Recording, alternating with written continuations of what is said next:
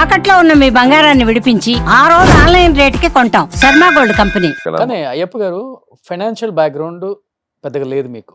నాన్న కష్టపడి వచ్చారు, మీ ముగ్గురు చాలా కష్టపడి వచ్చారు. రూపాయి విలువ తెలుసు మీకు. ఫస్ట్ ఆఫ్ ఆల్ జోబుల నుంచి రూపాయి తీస్తే ఏమవుతుందో కూడా తెలుసు, లేకపోతే ఏమవుతుందో కూడా మీరు చూశారు. మీరే అన్నారు 97లో 3,80,00,000 అంటే చాలా పెద్ద విషయం. నిజంగా మీ అన్నదమ్ముళ్ళు గొప్పవాళ్ళు కాబట్టి ఒకరికొకరు ఎలా చేసుకున్నారో నాకైతే తెలియదు కానీ చెప్తున్నాను. బట్ కొంచెం ఎక్స్ట్రీమ్కి వెళ్ళిపోయినప్పుడు పెళ్ళిళ్ళు అయిపోయిన తర్వాత బయట నుంచి వచ్చే ఆడవాళ్ళకి ఇవన్నీ పెద్దగా పట్టించుకోరు. మనమేంటి, మన ఫ్యామిలీ ఏంటి, మన పిల్లలు ఏంటి, మన ఫైనాన్షియల్ స్టేటస్ ఏంటి, మనం ఏ కార్లు కొన్నాం, మనం ఏ ఇల్లు కొన్నాం అన్న రేంజ్లోనే ఉంటారు. యాక్టర్స్ వైఫ్లు ఎక్స్పెషల్. అంటే మీ గురించి కాదు, కామన్గా చెప్తున్నాను. ఇన్ని కోట్లు లాస్ అయిపోయినప్పుడు ఎప్పుడు మీ ముగ్గురులో చిన్న చిన్న పొరపత్యాలు, గొడవలు కానీ, నేను పెట్టేది ఏంటి, నువ్వు చేసిన దానికి, నాన్న అక్కడ అది కొన్నారు, అప్పు అయిపోయింది, నువ్వే పెట్టుకోవాలి పెద్దోడు అని, లేదు నువ్వే చేసావు, నువ్వే చిన్న, మా స్క్రిప్ట్ లో ఒక్క వర్డ్ ఆఫ్ దిస్ డైలాగ్ లేదు. అవునా? లేదు, సీరియస్లీ. ఎప్పుడు అసలు నెవర్ నెవర్ నెవర్ నేను ఇలాంటి ఇష్యూసే మా ఇంట్లో వెళ్ళలేదు. మనీ లేకపోతే లాసెస్, ఇంకోటి అలకలు ఎలా ఉంటాయంటే, మేము మన ఫంక్షన్ రాలేదు, ఇలాంటివి ఉంటాయి తప్ప, అలకలు గిలకలు తప్ప ఇంకా అదర్స్ మనీ ఎప్పుడు ఇన్ బిట్వీన్ అంత అసలు జీరో లేదు. ఒకరికొకరు హెల్ప్ చేసుకుంటారా మనీ? అయ్యో, దాంట్లో డౌటే లేదు. మనీ అంటే అవసరం, కావాలి కావాలి అంత అయిపోయింది. దేనికి, ఎందుకు, ఎప్పుడు ఇస్తామని వర్డ్ ఉండదు. నేనైతే ఎప్పుడు ఇవ్వలేదు, నేను తీసుకున్నాను, ఓపెన్ గా చెప్తున్నాను. వాళ్ళకి అంత అవసరం రాలేదు, ఎప్పుడు అంత అవసరం రాలేదు. అది ఓపెన్ బుక్. అది ఎప్పుడు మాకు డబ్బు మనం వేరే వాటర్ బాటిల్ ఇవ్వండి అంటే ఎవరా మీరు, వాటర్ అయితే ఇచ్చేస్తా అంతే. సేమ్ మా ఇంట్లో అది కూడా అంతే, ఆ డబ్బు కూడా అలాగే ఉంటుంది. బట్ ఎక్కువ నీ దగ్గర ఉందా, మీరు తోస్తనే తీసుకుని తాగుతా ఆ టైప్. ఎక్కువ సాయన్న రవి గారు ఆ సందర్భం, ఆ అవసరం, ఆ రోజు అవసరం, దాన్ని బట్టి ఉంటుంది తప్ప it's not like that. And luckily to be frank with you, ఏదైనా అబ్బా సినిమాలు తీసి అలాంటి ప్రాబ్లమ్స్ వచ్చాయి తప్ప సినిమాలు తీసి లాస్ అవ్వడాలు. బేసిక్ గా మీరు చెప్పినట్టు ఆ జాగ్రత్తలు ఉన్నాయి. బేసిక్లీ మన లివింగ్ కి, మన దీనికి, మన సైజ్ ఆఫ్ మన బ్రెడ్ ని ఎక్కడ మిక్స్ చేసుకుంటే, అలాగే మీరు ఇంట్లో వాళ్ళ గురించి అడిగారు. డెఫినెట్లీ ఎస్ అండి. ఎందుకంటే ఇంటి నుంచి సపోర్ట్ లేకపోతే ఏది కుదరదు, ఏది జరగదు. మీకు తెలుసు, మనం బయలుదేరితే ఇంటి కోసం, మనం బయలుదేరుతాం ఇంటి నుంచి బయటికి. మళ్ళీ ఇంటికి వెళ్ళేంత వరకు వాళ్ళ రెస్పాన్సిబిలిటీస్ వాళ్ళవి. వదిలిద్దాం అనేంటి, నా వైఫ్ అవనండి, కవిత అవనండి, బేసిక్లీ మమ్మల్ని నమ్మారు. వాళ్ళు మమ్మల్ని, అంటే మా ఆవిడ మమ్మల్ని, నన్ను, మా వదిలిను, వాళ్ళు బేసిక్ గా అది ఆ నమ్మకం ఇవాళ మాకు. వాళ్ళ ముగ్గురు అయితే చాలా ఫ్రెండ్లీగా ఉంటారు. డెఫినెట్లీ 100%. అదే ఎప్పుడు నేను అదే అంటాను, రోజు పొద్దు నుంచి సాయంత్రం వరకు ఉండడం కాదు కదా. కలిసిన 10 నిమిషాలు, లేకపోతే కలిసిన గంటో, లేకపోతే కలిసిన 2 hours, లేకపోతే మాట్లాడుకుంటున్నా ఫోన్లోను, ఫుల్ హార్టెడ్ గా మాట్లాడుకునే గుడ్ రిలేషన్షిప్. ఏదో పొద్దున్న సాయంత్రం కలిసి ఉన్నాను కాదు కదా. ఉన్న 10 నిమిషాలు ఎలా ఉన్నాం అన్నది, 10 నిమిషాలే ఉన్నా, ఆ 10 నిమిషాలు ఎలా ఉన్నది ఇంపార్టెంట్. సినిమాలలో చూపించినట్టు ఎక్కువ చిన్నోడే అందరు డబ్బులు అడుగుతా ఉంటారు అన్ని సినిమాలలో, అది కామన్.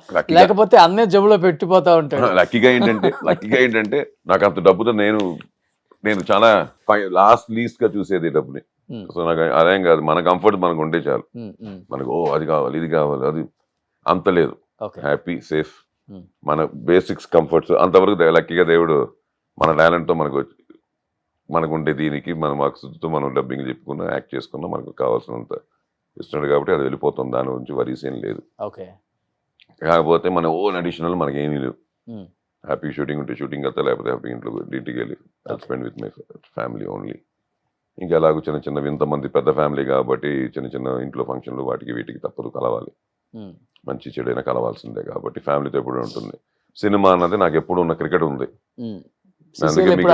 నేను సీసీలు ఎప్పుడు ఆడుతుంటే నాకు కుదరకపోతే తప్ప వాళ్ళు ఎప్పుడు నన్ను మా కెప్టెన్ అఖిల్ దగ్గర నుంచి, అంతకుముందు వెంకటేష్ అనే దగ్గర నుంచి, మన సీసీఎల్ విష్ణు దగ్గర నుంచి, వాళ్ళు ఎప్పుడు మనల్ని కాదు అనలేదు. సీసీలు మనం ఎప్పుడు ఆడుతూ ఉంటాం బానే.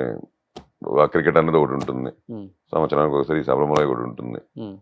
So happy, good. ఎలా అంటే రియల్ లైఫ్ లో ఎలా కోపం ఎక్కువ, చాలా సాఫ్ట్ మీరు అసలు? చాలా కోపం. నేను ఇప్పటికీ తీయట్లేదు కానీ రోడ్ల మీద రోజు వారానికి 4 సార్లు దొరుకుతుంటాను. యాక్చువల్లీ ఎవరు వీడియో తీసి పెడతారో చూస్తుంటా.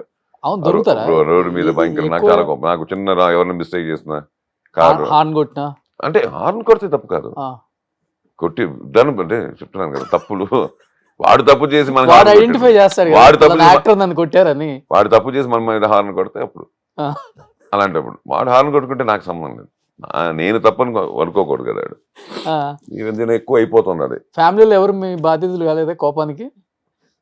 అలాంటి ఇలాగో అంటే అయ్యే చాలా గతంలో చాలా ఉన్నాయి ఇలాగో. రోడ్డు మీద కొట్టి రవిని తీసుకుని పోలీస్ స్టేషన్ లో కూర్చోబెట్టి నన్ను రవినంతా అలాంటివన్నీ చాలా ఉన్నాయి.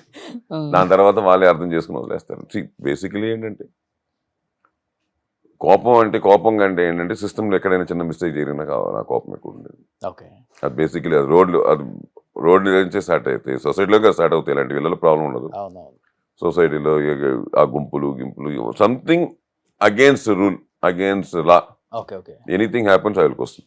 బట్ ఫస్ట్ సాయి అన్నయ్య సెటిల్ అయ్యారు కాబట్టి ఇండస్ట్రీకి వచ్చిన తర్వాత, నాన్న తర్వాత డెఫినెట్గా ఇంట్లో ఎవరైతే పెద్ద ఉంటారో వాళ్ళే రెస్పాన్సిబిలిటీస్ ఎక్కువ ఫైనాన్షియల్గా, ఎస్పెషల్లీ మీ ఇండస్ట్రీలో.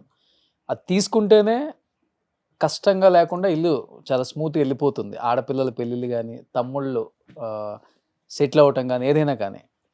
అన్నయ్య ఆ రోలు 100 ఓకే ఇంక మార్క్స్ 100 ఎందుకంటే ఒక విధంగా చెప్పాలంటే 75 దేవుడు చేసిన పని 75. దానికి ముందే సంసారం అనుకుంటా, అంతేగా. సంసారం అనే సినిమా రామారావు గారిది, నందమూరి రామారావు గారు, తారక రామారావు గారి సంసారం అనే సినిమా. దానికి ఫస్ట్ డబ్బింగ్ చెప్పినట్టు Sai. He was very young. To be frank with you, dubbing చెప్పడం, ఆ రోజులో వెళ్ళడం, చెప్పడం, వచ్చేయడం, ఆ రోజులో నాకు తెలుసు 75-100 రూపాయలు ఇచ్చి ఉంటారేమో మ్యాక్సిమం. ఆ డబ్బు when it came, I think సాయికి బాగా లోపలిగా అన్నయ్యకి బాగా గుచ్చుకున్నట్టుంది. ఎందుకంటే ఆ రోజుల్లో కొంచెం it was very tight family. ఎందుకంటే 7 మంది మేమే ఫ్యామిలీ, అమ్మ నాన్నతో వాళ్ళు 5 మంది పిల్లలు. ఇది కాకుండా ఆ రోజు చెన్నై అనేసరికి హాస్పిటల్స్ చాలా major part.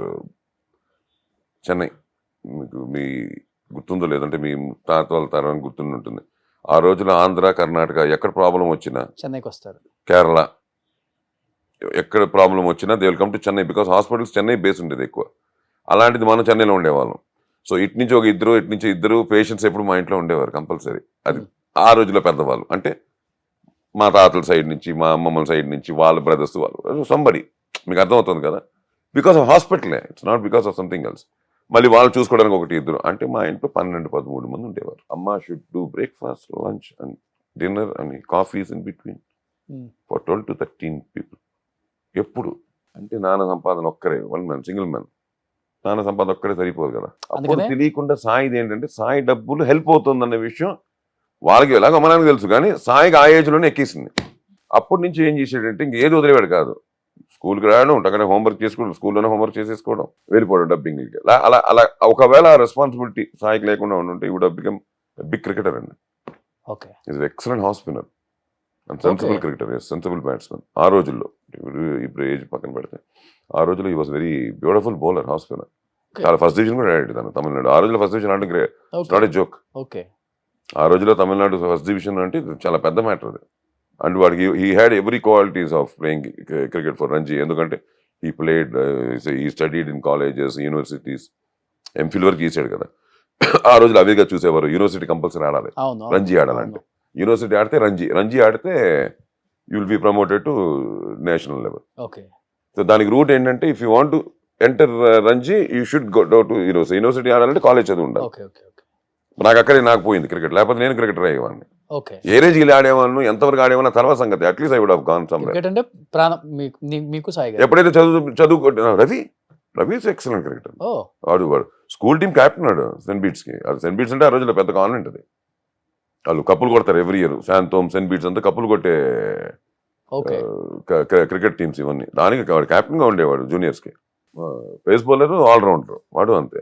So is cricket అనేది ముగ్గురు బాగా అది లక్కీగా అది కూడా క్రికెట్ అందుకే వచ్చింది. వాడు మనకు స్టేట్ హైదరాబాద్ అండర్-19 ఆడాడు. అండర్-19 ఆడాడు వాడు. మన ఆదర్శ్ వీళ్ళతో ఒక పీరియడ్ ఆడారు. ఫ్యామిలీ ప్రాబ్లం అర్థం చేసుకున్నారు కాబట్టి. అలాగూ సాయికి ఏమైపోయిందంటే మనం అక్కడి నుంచి వచ్చాం. సాయి ఏమైపోయిందంటే అన్నయ్యకి మన contribution is helping home.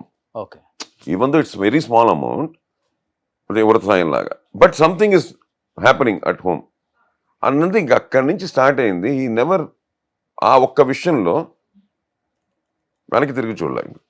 A dubbing ఉన్నా, ఇది ఉన్నా, చిన్న వేషం లేకపోతే చిన్న ఆ రోజులో అంటే బిట్స్ అంటాం డబ్బింగ్ వచ్చేసరికి. ఓకే దాని ఇప్పుడు ఏం మార్చారో తెలియదు టర్మ్స్.